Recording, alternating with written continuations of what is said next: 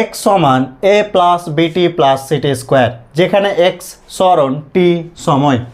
A B O C এর মধ্যে কোনটির মাত্রা ত্বরণের মাত্রার সমান? অপশান দেওয়া আছে। আগে নিজেরা পজ করে ট্রাই করে কোনটা হবে। তো চলো দেখে নেওয়া যাক কোনটা সঠিক। তো সমমাত্রিক নীতি থেকে আমরা কি বলতে পারি যে এক্সের মাত্রা, এর মাত্রা, বিটি এর মাত্রা, সিটি স্কোয়ারের মাত্রা কী হবে? সমান। অর্থাৎ আমরা লিখতে পারি এর মাত্রা সমান কার মাত্রা? এক্সের মাত্রা। আর এক্স মানে সরণ, তো সরণের মাত্রা এল, তো এটা তো ত্বরণের মাত্রা নয়।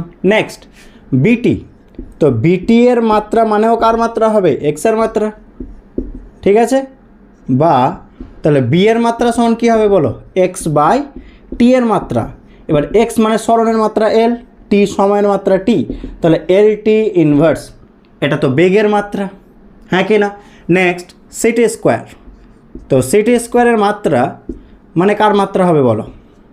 সিটি স্কোয়ারের মাত্রা মানে এক্সের মাত্রা, তাহলে সি এর মাত্রা মানে এক্স বাই টি স্কোয়ারের মাত্রা। এক্স মানে সরণ এল, সময় টি, তার স্কোয়ার, তাহলে এল টি ইনভার্স টু। আর ত্বরণের মাত্রা আমাদের জানা আছে এল টি ইনভার্স টু।